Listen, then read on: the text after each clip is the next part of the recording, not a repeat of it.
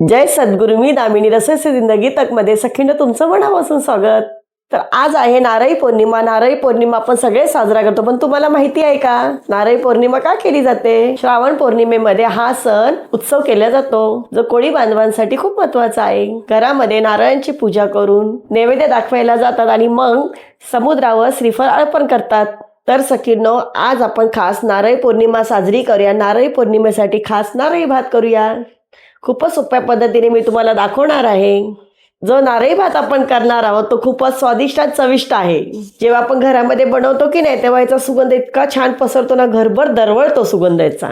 आणि नक्की शेवटपर्यंत तुम्ही व्हिडिओ बघा, मध्ये कुठेच मिस करू नका. आणि हा भात कसा बनवायचा, किती साहित्य घ्यायचं, किती प्रमाण घ्यायचं, पाण्याचं किती घ्यायचं, आणि भात मुख्य म्हणजे सुटसुटीत कसा होईल हे दाखवलेलं आहे. खूप वेळा चिकट भात होतो हा. शेवटी मी तुम्हाला 2 टिप्स पण देणार आहे. मध्येच कुठे मिस करू नका तुम्ही. कुठे आणि किती साहित्य हवंय हे तुमचं क्लिअर होईल. तर सखींनो, आपण साहित्य बघूया भात कसा करायचा. चला तर आपण साहित्य बघूया. मी हे नारळाचं दूध आहे की नाही, त्याच्यामध्येच केशर असे भिजत ठेवलेले आहेत. कलर छान येतो आणि सुगंध छान येतो म्हणून. चवीनुसार मीठ घेणार आहोत. गुळ पण आपण चवीनुसार घेणार आहोत. हे 2 वाट्या मी तांदूळ घेतलेले आहे. तर मी त्याच्यापेक्षा म्हणजे पाऊण वाटी मी फक्त गुळ घेतलाय. जर पाहिजे तर तुम्ही 1 वाटी पण घेऊ शकता गोडीसाठी. आणि मी नारळाचं दूध काढलेलं आहे, ते पण ह्या वाटीनेच 2 वाट्या घेतलेलं आहे. कारण मी 1 वाटी तांदूळ घेतलं ना, मग त्याचे डब्बल पाहिजे म्हणून 2 वाटी नारळाचं दूध काढलेलं आहे. आणि मी बासमती तांदूळ घेतलेले 1 वाटी. तर तुम्ही कोणताही तांदूळ घेऊ शकता, जो खुलेल मोकळा होईल असा. म्हणजे बासमती घ्या किंवा आंबेमोहर घ्या किंवा कोलम तांदूळ घ्या. इंद्रायणी घेऊ नका, इंद्रायणीचा भात चिकट होतो म्हणून तो नाही घ्यायचा आपण. स्वच्छ धुवून घ्यायचं आणि पाण्यामध्ये 1 तास भिजत ठेवून नंतर असं नितळून घ्यायचं. म्हणजे कसे असे लवकर पण शिजतात आणि भात ना एकदम मोकळा होतो तो. मी गूळ घेतलेला आहे, पाऊण वाटी गूळ घेतलेला आहे. आणि आपल्याला लागणार आहे तूप. त्याच्यासोबतच दालचिनी, 4 लवंग, 4-5 तुम्ही किती घेऊ शकता. थोडंसं वेलची घेतले 3-4, आणि हे जायफळ घेतलेलं आहे मी. तर हा गरम मसाला आहे की नाही, याच्यामध्ये मी मिरी नाही घेतली. मिरी कधी टाकायची नाही, कारण मिरीमुळे नाही गरम मसाल्याचा वेगळा सुगंध येतो, त्याच्यामुळे तो नाही घ्यायचा. पण हे लवंगमुळे अतिशय चव छान येते. म्हणून नारळी भात करताना कधी पण हे मसाले टाकायचे आपण. आणि आपण याच्यामध्येच घालण्यासाठी ड्रायफ्रूट घेतलेले आहेत, मनुका, काजू आणि बदामाचे काप. तर चला आपण सुरू करूया. तर याच्यामध्ये आपण पहिला 2 चमचे तूप घालून घेऊया.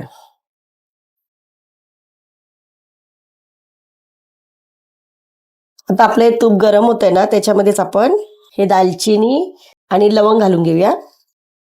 याच्यामध्येच मी लवंग, दालचिनी घातलेली आहे, आणि त्याच्याच बरोबर थोडेसे काजूचे काप, थोडेसे बदामाचे काप चांगले फ्राय करून घेऊया. असे थोडासा सोनेरी कलर येईल असा, म्हणजे तुपामध्ये कसं एक सुगंध छान येतो.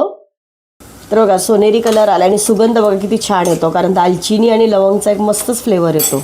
आता याच्यामध्येच घालणार आहोत आपण गूळ.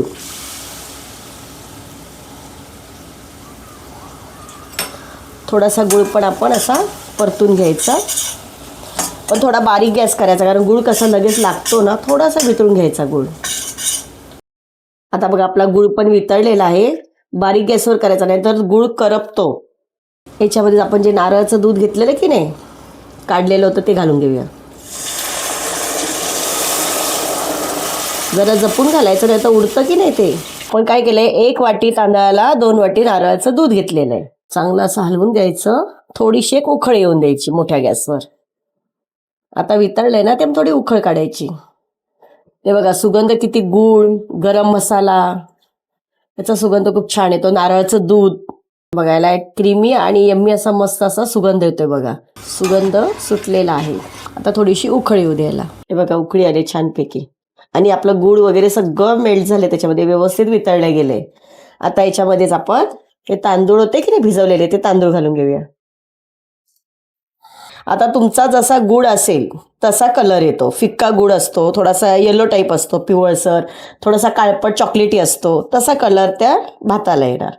आता थोडंसं मोठ्या गॅसवरच आपण एक 5 मिनिटं शिजवून घेऊया याला. आता बघा हे आपण तांदूळ घालून घेतले. याच्यामध्येच आपण आता गोड पदार्थ म्हटलं की त्याच्यामध्ये चवीसाठी मीठ हवंच, आणि आपण भात बनवतोय ना, तर मीठ हवंच थोडंसं, म्हणून आपण चवीसाठी थोडंसं मीठ घालतोय. 1 चमचाभर असं, छोटासा चमचा. मीठ घातलं. आता हे जरा मोठ्या गॅसवर शिजून घ्यायचं, पण गूळ असल्यामुळे हे लागण्याची शक्यता असते आणि झाकणी थोडा वेळ घालायची नाही त्याच्यावरती, कारण आपण जर झाकणी घातली तर हे नारळाचं दूध असल्यामुळे ते उतू जातं आणि बाहेर येतं, म्हणून आपण झाकणी घालणार नाही. म्हणून आपण झाकणी घालणार नाही. आता आपण याला शिजून घेऊया थोडंसं. तोपर्यंत आपण, आता मी वेलची घेतलेली आहे, तोपर्यंत आपण कुटून घेऊया तिला.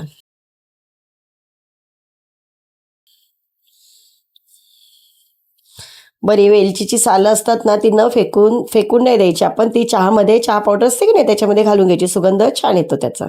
म्हणजे वेलची अशी आहे ना, त्याचं काहीच वाया जात नाही. त्यामध्ये सुगंध पण एक येतो, वाया जात नाही सालीसुद्धा. तर चहामध्ये आपण घालून घेतल्याने काय होतं, चहाला एक सुगंध पण छान येतो आणि टेस्ट पण छान येते. बरेच लोक फेकून देतात असे. आता ह्याला थोडंसं आपण कुटून घेऊया. पण मध्ये मध्ये हा आपला तांदूळ आहे की नाही आपण टाकलेले, त्याच्यामध्ये तांदूळ आणि गूळ थोडंसं असं हलवून घ्यायचं, नाही तर गुळामुळे खाली लागू शकतं ना, थोडंसं हलवायचं असं. आता आपलं हे कुटून झालेलं आहे, आपण याच्यामध्ये घालून घेऊया, कारण त्याच्यामुळे एक सुगंध छान येतो की नाही. आणि त्याच्याबरोबरच थोडंसं जायफळ किसून घेऊया.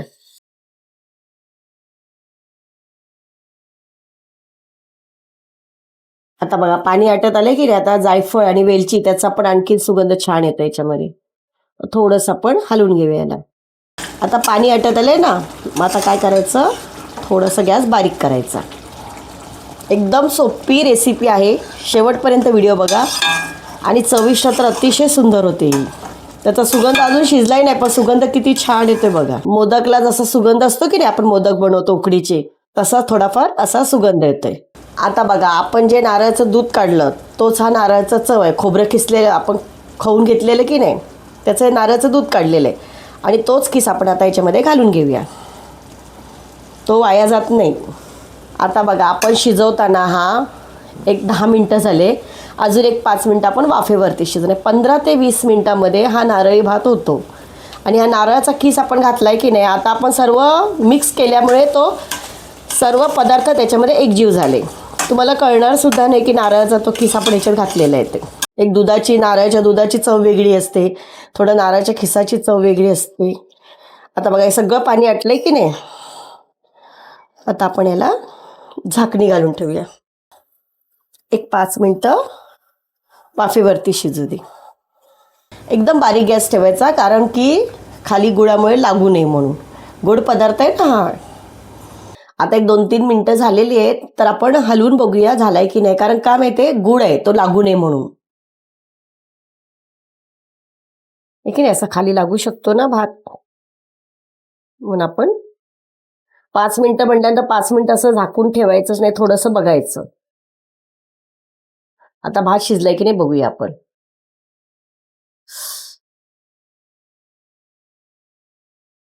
हे बघा, थोडासा असा अजून कचरट आहे थोडासा, म्हणजे थोडा आणखीन 1-2 मिनटं शिजला पाहिजे तो.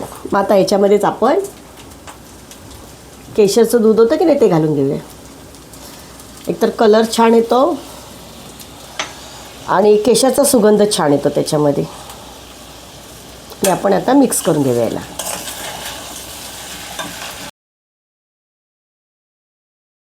दोन मिनटं आपण झाकणी घालून ठेवूया आणि गॅस एकदम बारीक ठेवायचा, कारण खाली लागू शकतो.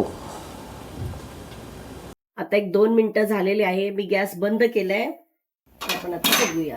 एकदम मस्त सुगंध येतोय, एकदम गोड, जायफळ, वेलची, थोडासा गरम मसाला, अतिशय सुंदर सुगंध येतोय. आपला नारळी भात तयार आहे. आता आपण हे गॅसवर ठेवायचं नाही आणि झाकून नाही ठेवायचं. आता थोडंसं आपण हलवून घ्यायला व्यवस्थित, मोकळाच ठेवायचा, झाकून नाही ठेवायचा. थोडासा वेळ आपण 5 मिनिटाला असं ठेवून देऊया, पण त्या गॅसवर नाही ठेवायचा, कारण शेगडी गरम आहे. आपण बाजूला ठेवूया.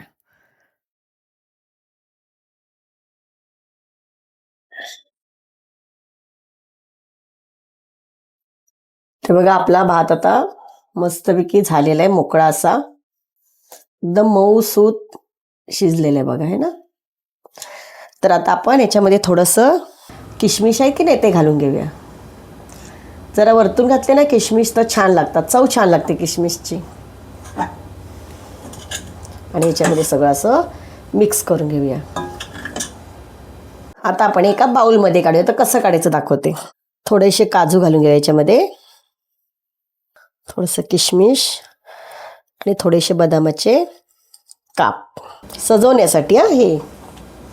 तर याच्यावरच आता आपण केलेला नारळी भात घालून घेऊया. का सुगंध मस्त येतो याचा.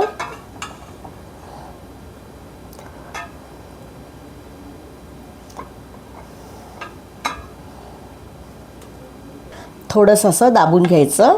आपण जेव्हा काढू ना बाउलमधून तर मस्त शेप येणार व्यवस्थित, तर दिसायला छान दिसतं की नाही. म्हणून आता ह्याला आपण एक ताट घ्यायचं, असं त्याच्यावरती ठेवायचं आणि असं पलटी करून घ्यायचं. थोडंसं वरती असं टॅप करायचं, म्हणजे जरा व्यवस्थित ते आपण दाबल्यामुळे निघत नाही ना म्हणून. आणि आता आपण काढून घेऊया.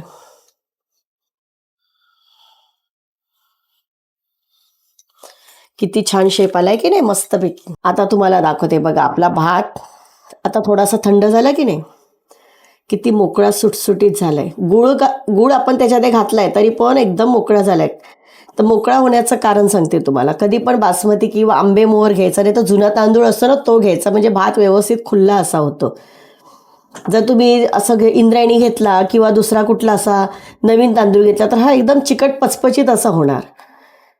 तर असा खायलाही छान लागतो आणि मोकळा मोकळा होतो की नाही. गूळ टाकल्यामुळे तो चिकट होतो, म्हणून चिकट तांदूळ घ्यायचे नाहीत. ही महत्त्वाची टीप आहे याच्यामध्ये.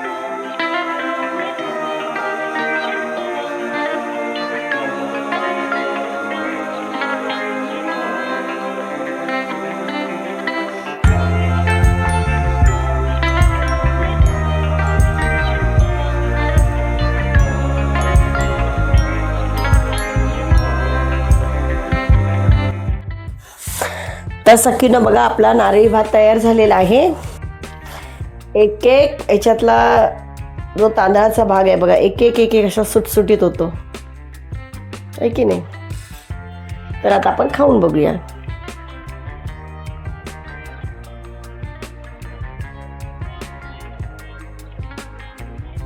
इतका परफेक्ट शिजलेला आहे. आणि त्याच्यामधला एक गरम मसाल्याचा फ्लेवर, नारळाचं दूध आणि गुळाचा गोडवा खरं इतकं सुंदर लागतो. नक्की करू बघा. असं आपल्याला नारळी पौर्णिमेलाच केलं पाहिजे असं काही नाही. कधी कुठलं जेवण जेवायचा कंटाळा तरी आपण हे करून खाऊ शकतो. अतिशय सुंदर चविष्ट झालं. आणि याच्यामध्ये महत्त्वाच्या 2 टिप्स आहेत. एक मध्ये सुगंधी होण्यासाठी आपण कुठले तांदूळ घ्यायचे आणि चिकट भात न होण्यासाठी. तर पहिली म्हणजे सुगंधी हा जो भात आहे तो सुगंधी होण्यासाठी एक तर बासमती घ्या किंवा आंबे मोहर घ्या. इंद्रायणी चुकून घेऊ नका. दुसऱ्या टिपमध्ये कसं आहे की भात चिकट होऊ नये, तर त्याच्यासाठी नवीन तांदूळ घ्यायचे नाहीत आणि इंद्रायणी शक्यतो घ्यायचेच नाही. त्याच्यामुळे आपला भात ना असं खिचडी झाल्यासारखा होतो. तर ह्या माझ्या 2 टिप होत्या. तर तुम्हाला आवडला असेल तर कमेंटमध्ये सांगा आणि माझ्या चॅनलला लाईक शेअर सबस्क्राईब करा. थँक्यू.